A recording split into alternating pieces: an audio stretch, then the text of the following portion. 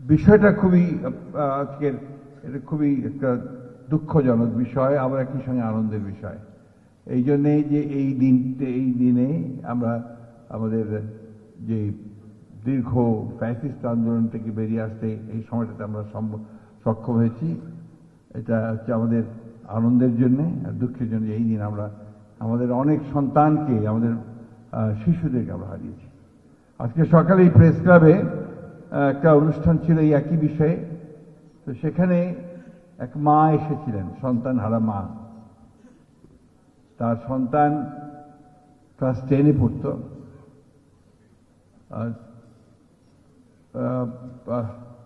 31 তারিখে বা সম্ভবত 1 তারিখে সে শহীদ হয়ে যায় পুলিশে করেছে।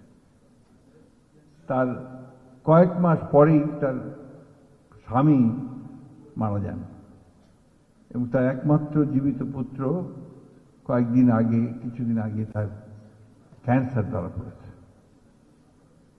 এটা একটা চিত্র। আর চিত্র গতকাল গিয়েছিল আপনার আশুলিয়াতে। সেখানে একজন মহিলা তার একটা 10 মাসের বাচ্চাকে করে নিয়ে সামনে দাঁড়িয়েছিলেন, এই মাইকের সামনে দাঁড়িয়ে তিনি বলছিলেন যে আমার যে স্বামী, যাকে গুলি করে হত্যা করে পুড়িয়ে মারা হয়েছে সেই 5 জনের মধ্যে, এবং তারপরে আমার স্বামীকে তো আমি অনেক জায়গায় খোঁজ করেছি, পাইনি। তারপরে ডিএনএ টেস্ট করে পাওয়া গেছে। এখন আমি দাঁড়ে দাঁড়িয়ে ঘুরছি, আমার এই বাচ্চাকে কি খাওয়াবো সেই পয়সা আমার নেই।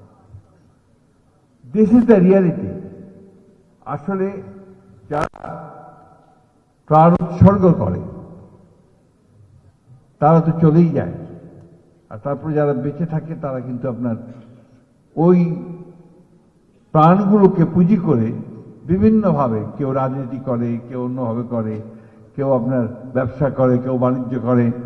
এই একটা বিষয় এসে যায়। আমি অত্যন্ত ভারাক্রান্তভাবে বলছি যে এই জায়গাগুলো থেকে আমাদের বেরিয়ে আসা দরকার। আমরা জুলাই বলছি, জুলাই আগস্ট বলছি, জুলাই আগস্টের যে স্পিরিট, সেই স্পিরিট থেকে কিন্তু বাংলাদেশ সরে গেছে। যে ঐক্য নিয়ে আমরা একসাথে একজোট হয়ে লড়াই করেছি, আমরা এখন লড়াই করছি নিজের ক্ষমতার জন্য। এটা বাস্তবতা। আজকে যে ছেলেরা সেদিন প্রাণ দিয়েছিল, প্রাণ দেওয়ার জন্য তৈরি হয়েছিল, সেই ছেলেরা আজকে পর্যন্ত লিপ্ত হয়ে গেছে চিঠি দিয়ে চাঁদা আদায় করার কাজে। এই জাতিটা আমরা দেখতে চাই না। আমরা তো অবশ্যই আমাদের শহীদ প্রেসিডেন্ট জিয়াউর রহমান সাহেব যে স্বপ্ন দেখেছিলেন, আমাদের দেশনেত্রী বেগম খালেদা জিয়া পথে আমাদের এগিয়ে নিয়ে গেছেন। এখন আমাদের ভারপ্রাপ্ত চেয়ারম্যান তারেক রহমান সাহেব আমাদেরকে প্রতিদিন যে স্বপ্ন দেখাচ্ছেন, সেই স্বপ্নের দিকে আমরা যেতে চাই। সংস্কারের কথা আমি খুব সংক্ষেপ করবো, গানাদান হয়ে গেছে। সংস্কারের কথা অনেকে বলেছে কিছুদিন আগে পর্যন্ত, এখন আর বলে না। আমরা নাকি দেরি করাচ্ছি, আমরা সংস্কার বিরোধী। আরে সংস্কার শব্দটা তো এসছে আমাদের কাছ থেকে।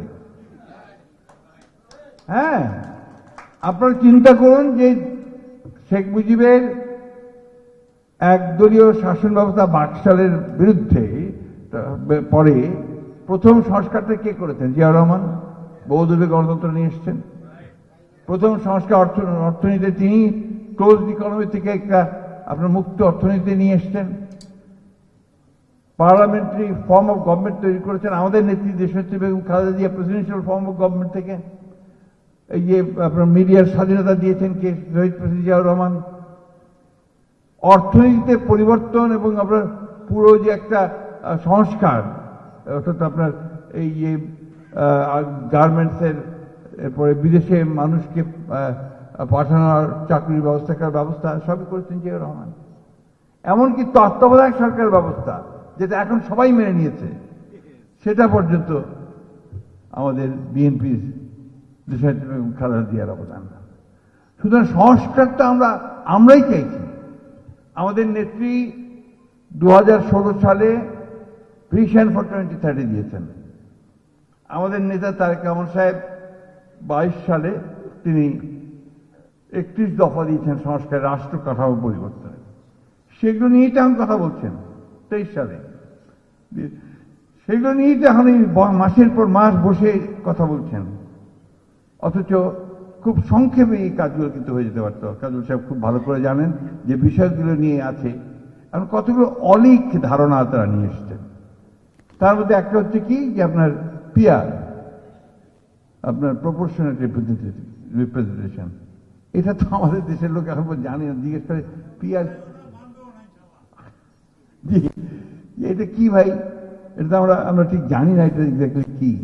আসলে বিষয়টা তাই, এই সংস্কারও বোঝে না, যদিও এটা আমরা অবশ্যই চাই যে সংস্কার হোক। সাধারণ মানুষ কিন্তু চাই যে একটা নির্বাচন হোক, সেই নির্বাচনটাতে একটা নতুন সরকার আসুক, যে সরকারটা তারা নির্বাচিত করতে পারবে, যে প্রতিনিধি তারা নির্বাচিত করবে, তাদের কথা বলার লোক তারা পার্লামেন্টে নিতে চায়। এ খুব সহজ হিসাব, খুব বড় হিসাব নেই এর মধ্যে। আপনারা দেখুন, গণতন্ত্রের সূতিকাগার দেখতে বলি আমরা ইংল্যান্ডে দেখেন, অনেকে আছেন প্রায় ইংল্যান্ড থেকে পড়াশোনা করে এসছেন। এখানে তো এত সমস্যা নাই, এমনকি ভারতবর্ষ পর্যন্ত এত সমস্যা নাই। তো এই যে আপনার বিষয়গুলো তৈরি করা হচ্ছে, কেন এই বিতর্কগুলো তৈরি করা হচ্ছে, কেন এর পেছনে কি আপনি যে মনে করেন যে এমনি এমনি করা হচ্ছে তা না, এর পেছনে একটা বিশেষ উদ্দেশ্য আছে। সেই উদ্দেশ্যটা সেই একেবারে ফিরে যাবেন, সেই উদ্দেশ্যটা সেই একেবারে ফিরে চলে যাবেন এরশাদ সাহেবের ক্ষমতা দখল করা থেকে। এই দেশে গণতন্ত্রকে চলতে দিতে চায় না। একটা মহল আছে যারা বারবার গণতন্ত্রের গলা টিপে ধরে, এমনকি শেখ মুজিবুর রহমান ওই কাজটা করেছেন, একদলীয় শাসন ব্যবস্থা করেছেন, তাই না? সুতরাং আমরা খুব পরিষ্কার কথা আমাদের যে আমরা একটা লিবারেল ডেমোক্রেসি চাই। আমরা চাই যে আমাদের দেশের জনগণ তার ভোটের অধিকার ফিরে পাক, তার ভোটের অধিকার সে ভোট দিক, ভোট দিয়ে তার প্রতিনিধি সে নির্বাচিত করুক, পার্লামেন্ট তৈরি হোক, সরকার তৈরি হোক, তারা চালাবে 5 বছর। সেই 5 বছরে যদি তারা ব্যর্থ হয়, না পারে, আবার নির্বাচন হবে, নির্বাচনে জনগণ তাদেরকে বাদ দিয়ে দেবে, অন্য দলকে দেবে, তাই তো? তো এই জায়গাটা যেতে এত তর্ক বিতর্ক কেন? আমি কিন্তু বাইরে বারবার করে শুনেছেন আপনার, আমি বারবার বলছি যে না, কাজ হচ্ছে, কাজ করছে, হচ্ছে, আমি বলবো না যে হচ্ছে না, অবশ্যই কাজ হচ্ছে, কিন্তু আমার মনে হয় আর দেরি করা অধ্যাপক ইউনূসের সরকারের জন্য সঠিক হবে না। ফেব্রুয়ারি শুড বি দ্য ডেডলাইন। এর পরে হলে আপনি যে সম্মান নিয়ে এসেছেন এবং সমগ্র বিশ্বে আপনার যে সম্মান, সেই সম্মান ক্ষুণ্ণ হবার সম্ভাবনা থাকবে। আমি আজকে খুব পরিষ্কার করে বলতে চাই যে আপনারা বিজ্ঞ আইনজীবী যারা এখানে আছেন, আপনাদের অবদান এই জাতি কোনোদিন ভোলা উচিত নয়, এবং স্বীকৃতি দেওয়াটাই সবচেয়ে বড় প্রয়োজন। কারণ এই আন্দোলন আমরা করেছি আপনাদেরকে সঙ্গে নিয়ে, সামনে নিয়ে, আপনারা আমাদের পাশে থেকেছেন বলে আন্দোলন করতে সক্ষম হয়েছি। একদিন আসলে এখন নয়, প্রতিবারই আপনারা সেটা করেছেন। তো সুতরাং আপনাদেরকে ওই কথা ভাবছেন কেন বারবার, যখন আপনারা বলছেন যে আপনাদের মূল্যায়নের প্রশ্ন, মূল্যায়ন তো আমরা করেছি আপনাদের সঙ্গে থেকে সবসময়, এবং সেই মূল্যায়ন আমরা করতেই থাকবো। এই কথা আগে তো আপনি দেখেন, আগে বেশিরভাগ লয়াররাই পার্লামেন্টে যেতেন। এই এরশাদ সাহেব আসার পরে, হাসিনা আসার পরেই না আপনার এটা সব অন্যান্য লোকজন এসে ঢুকে পড়েছে, 70% ব্যবসায়ী এসে পড়েছে। তো ওই জায়গাটা এখন আসবে, নিশ্চয়ই দেখবেন যে আপনারাই বিজ্ঞ মানুষ যারা, তারাই সামনে আসবেন, যোগ্য মেধাবী মানুষেরই সামনে আসবেন। তো একটা কথা আমি আপনাদেরকে বলি, খুব সতর্ক থাকতে হবে। আমরা কিন্তু খুব একটা আপনার সূক্ষ্ম তারের উপর দিয়ে যাচ্ছি, কিন্তু চারদিকে আপনার আমার চেয়ে ভালো জানেন, চারদিকে একটু খোলা রাখেন, চোখ কান খোলা রাখেন, দেখবেন কতগুলো ঘটনা ঘটছে, যে এই ঘটনাগুলো আলামত ভালো না। এদিকে একটু লক্ষ্য রাখতে হবে সর্বকে। আপনার পত্রপত্রিকা খুললে, টেলিভিশন দেখলে, তাহলে কিন্তু কিছুটা পরিষ্কার হবে আপনাদের কাছে।